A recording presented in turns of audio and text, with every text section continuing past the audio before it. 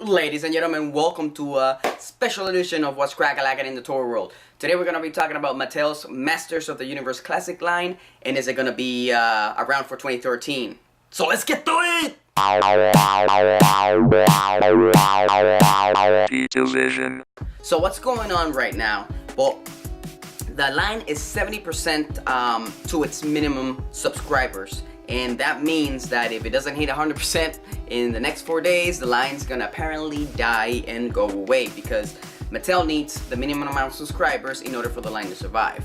And it's really surprising that this is happening since back in May 10, Toy Guru posted on the Mattel Collectors Forum that the line was pretty much good. This is the actual quote. The line is doing great and there is no indication of it going away anytime soon. There always seems to be a lot of doom and gloom on the boards, but even thought that 2012 subs sold just slightly less than the 2011 subs, we are so far above and beyond the minimum number of units and subs that even if subs drop by half, we would still be fine. Okay, that's a lot of people that dropped for 2013 if you think about it. If half would have dropped on 2012, they would still be fine. So that means that's 200% plus after the minimum of people that subscribed for last year that are not subscribed this year. So that's a lot of people that dropped. Why did they drop? That's the thing we need to figure out. But first, let me explain to you exactly what the subscription is. The subscription is the method that Mattel guarantees that you get every single figure from the line. So every year, for like a month time, they put the subscription up so you can purchase it. With the subscription, you get the figures mailed directly to your house, of course, after shipping and handling and taxes. And also you get all these incentives as a exclusive figure that you can only get by the subscription, which is usually a pretty kick-ass figure, and a host of other nice little stuff. It costs $505 plus tax, plus shipping and handling, which usually takes it up to like $700 plus dollars, and that's not talking about international customers, which is a lot more. So subscriptions started back mid-2009 because collectors were complaining that they were not being able to get the figures because they were selling out too quickly. So they installed this program for collectors that really wanted everything could get everything, but you could also cherry pick and buy on the sell date. Not only subscriptions, which is what they want to do right now. It seems that they just want to sell the figures with a subscription. So what are the problems with Mattel and why people are not stopping this year? There's a few problems. Price increase, quality control problems, digital river, character selection, and the fact that you don't know exactly what's going to come out in that sub. First, you got prices. $25 a pop is expensive, okay? I'm not saying it's not, but it's pretty much normal. Unfortunately, it is normal anymore. If you go to Toys R Us online, anywhere, you look at 3/4 inch action figures are like almost $11 a pop, if not more, okay? For that small. I mean, for the Hasbro has been killing it with those. I mean, it's ridiculous what we're paying for action figures, and $20 for a 6-inch figure is pretty much the norm anymore. I mean, you pay $15 to $22 retail for figures of that size. So the fact that Mattel increased the price to $25 is really not that surprising. I think one of the main gripes that people have against the $25 increase is the fact that Toy Guru, when he talks, he says that it costs $25 to make the action figures, but it really doesn't. It obviously doesn't, because they need to make money. And if it costs $25 a pop to make, they will not be making any money. Okay, but nonetheless, it is $25, which is expensive, especially to international people. But that's not the main reason that people are leaving the line. Then you got quality control. Now you're making me pay $25 for figures that you name collector figures, high-end, all this other crap, and quality control is not really cutting it anymore. It hasn't been cutting it since day one, obviously, because there's been problems from when the line started, and they have not been addressed. I mean, they keep happening and happening and happening.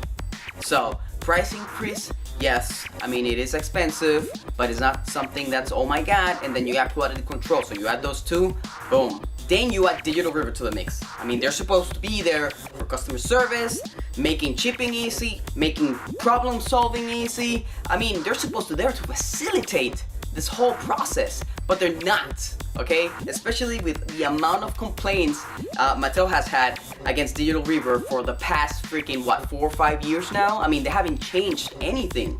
They might be getting better somewhere, but not where it counts, okay? You got people that do not understand what you're saying when you're talking to them, and that barrier, that language barrier, just doesn't work when you're trying to communicate to a person that you need a replacement, okay? Getting a replacement, mind you, your quality control is crappy. It's not what it's supposed to be, okay? So you get a bad arm or some paint apps that are not good, blah blah blah, you need to get a replacement, so you give a call, and it's a pain in the ass to get a replacement. And if you are lucky enough to get a replacement, it'll probably get lost because you don't get a tracking number, they have no idea where they sent it, and I mean, it's impossible to find out. Then small issues, simple stuff that anywhere else you can do by yourself. Changing your credit card, changing your address. Apparently it's a pain in the ass. And yes, Mattel today said that they're gonna, oh my god, it's done, even though it hasn't been beta tested and all this other stuff, but I mean, it should have been done already. It should have been at the beginning, but it hasn't been done. It was promised to Mattel collectors in March. It's August already. So where is this freaking simple credit card and address change steps? Nowhere. But anyways, you add Digital River and all that chaos and all that. I may be using chaos as a word, but it is. I mean, you can see the way people are responding to Digital River, especially Digital River. I mean, you got all the other problems, but just Digital River alone is just pissing people off because it's so hard to get good customer service from Digital River. Then you got the character selection. Yes, it is fantastic when you can get some rare characters that you would never see as a toy made a toy. But then you still got A-listers, which is what the fans really, really want. And they're getting the listers, if you will, for toys, and especially in that 2013 lineup. And then on top of that, you add the fact that you don't know every single figure that's gonna come out on that sub year. So you're literally blindly subbing and paying $500 and whatever dollars to sub into this line, not knowing exactly what is gonna come out because there's so many legal issues on showing us what it is. It's like, if you can't show me what there is, you can't expect to get such a high response from people. Yeah, let's sign up, woohoo! I don't know what I'm pre-ordering, but let's do it. You know what I'm saying? It doesn't work that way. It might have, but not anymore. Especially with all the problems you're adding on top of each other. And you're telling me sub. But I can tell you this, but everything else, no. You know? It's like, you gotta be...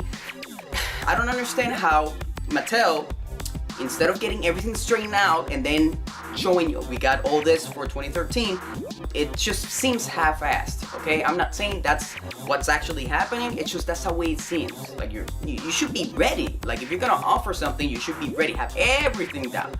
But they don't.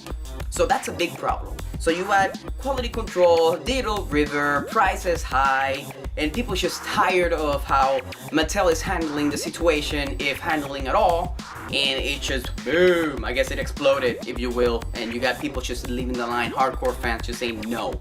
And then you got the opposite side of the spectrum, and you got hardcore fans saying yes, I still want the line. I know all the crap we're dealing with, but this line is too good to let it go. So I want this line to be saved. So I really hope that the line gets saved, okay? I really hope that Mattel also gets their crap together, you know? They need to focus on that Digital River problem, and apparently they started. They got US centers now for calling, so you can call and maybe get one of those. From the experience I have talked to by the little interviews I've done to other collectors, is not being as positive as you would expect. So, but anyways, I hope this mess gets sorted out, and I hope, like I said, the line continues. Okay, Mattel? And if that doesn't work, why not pre-order the figures before they come out?